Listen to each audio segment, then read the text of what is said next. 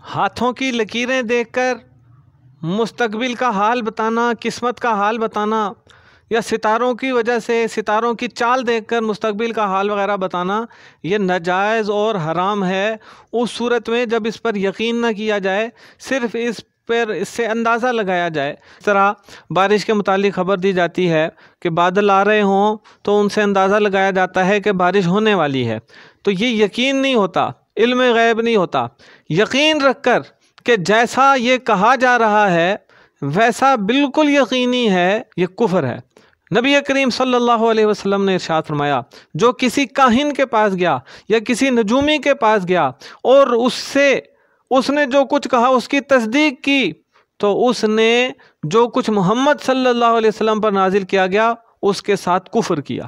یعنی جس نے نجومی کی یا کاہن کی تصدیق کی، گویا کہ اس نے اسلام کی تکذیب کی، اس نے گویا کہ قرآن کی تکذیب کی، اللہ اور اس کے رسول کی تکذیب کی، اللہ اور اس کے رسول کو جھٹلایا۔ کیونکہ اللہ تبارک و تعالیٰ کے فرمان ہے کہ قرآن مجید فرقان حمید میں اللہ تبارک و تعالیٰ کا فرمان ہے کہ غیب کا علم اللہ کے سوا کوئی نہیں جانتا۔ یہ جو لوگ بیان کرتے ہیں ہاتھوں کی لکیریں دیکھ کے یا ستاروں کو دیکھ کے، وہ صرف اندازے لگاتے ہیں، اور اندازہ درست بھی ہو سکتا ہے، غلط بھی ہو سکتا ہے۔ ایسے لوگوں کے پاس اپنی قسمت کا حال جاننے کے لیے جانا کہ یہ جو میں معلوم تو کروں میری قسمت میں یہ ہے کہ نہیں ہے، یہ چیز ناجائز اور حرام ہے۔ اگر اندازے کے لیے ہو، اندازہ لگانے کے لیے ہو تو ناجائز اور حرام ہے۔ اور اگر اس بات پر یقین ہو کہ جو کچھ یہ نجومی کہہ رہا ہے یا جو کچھ یہ کاہن کہہ رہا ہے یہ بالکل درست ہے، اس کی تصدیق کر دی، تو یہ کفر ہوگا۔ لہٰذا نہ تو کسی کو ہاتھ دکھانا چاہیے،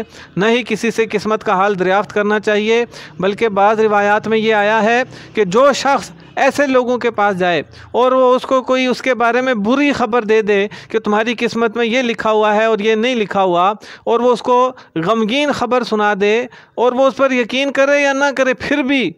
اللہ تبارک و تعالیٰ اس کو اسی کے حوالے کر دیتا ہے۔ یعنی جیسا اس نے گمان کر لیا کہ میری قسمت میں تو یہ ہے ہی نہیں، میرے ہاتھ کی لکیر میں نہیں ہے، میرے ستارے میں نہیں ہے، تو اللہ تبارک و تعالیٰ سزا کے طور پر اس کے ساتھ ویسا ہی کر دیتا ہے۔ اس لیے مسلمان کو، مومن کو اللہ پر بھروسہ کرنا چاہیے اور یہ یقین رکھنا چاہیے کہ دعا تقدیر کو بدل دیتی ہے۔ لہٰذا بجائے اس کے کہ میں قسمت کا حال کسی سے معلوم کروں، میں اللہ تبارک و تعالیٰ سے، قسمت لکھنے والے سے، قسمت بنانے والے سے یہ دعا کروں، یہ گزارش کروں کہ اے میرے پروردگار میری قسمت کو بدل دے، میرے حالات کو درست کر دے، میری پریشانیوں کو ختم کر دے۔